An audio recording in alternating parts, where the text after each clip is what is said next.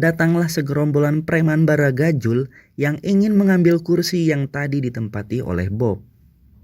Kelvin pun melarangnya dan mengatakan kalau kursi itu adalah milik temannya, hingga terjadi perdebatan. Salah satu preman itu mengancam dengan pistol yang ia bawa.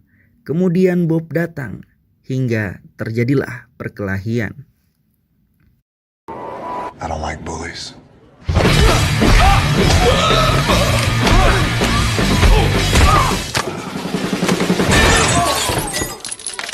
Kelvin sangat kaget kalau Bob sekarang menjadi pria yang sangat tangguh dan hebat dalam bela diri. Setelah mereka pulang, Bob meminta izin kepada Kelvin untuk bermalam di rumahnya. Karena Bob mengaku ia sedang kesulitan keuangan dan ia baru saja dipecat dari pekerjaannya.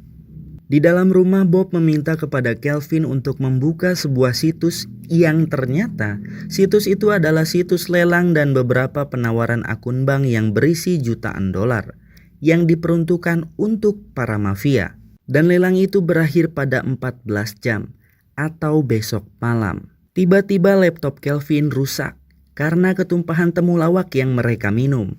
Bob yang tidak membawa baju tidur, ia pun meminjam baju ke Kelvin. Esok paginya ketika Kelvin hendak pergi bekerja, ia melihat Bob yang masih tertidur dengan ruangan yang sangat berantakan.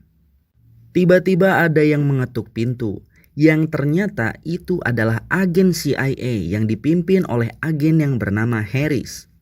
Harris sedang mencari buronan yang bernama Bob Stone. Tidak berpikir panjang, Kelvin langsung mengatakan kalau Bob ada di dalam rumahnya.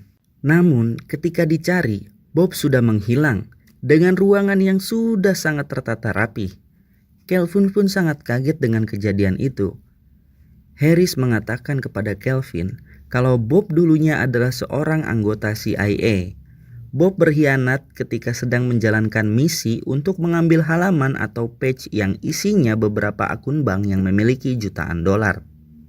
Bob juga dianggap telah membunuh rekannya yang bernama Phil untuk menghilangkan jejaknya. Setelah itu Kelvin dimintai agen Harris untuk memancing Bob.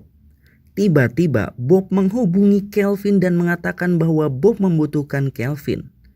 Ia juga mengatakan kalau Bob berada di lantai bawah. Harris yang mengetahui itu, ia dan agen lainnya langsung bergegas untuk menangkap Bob.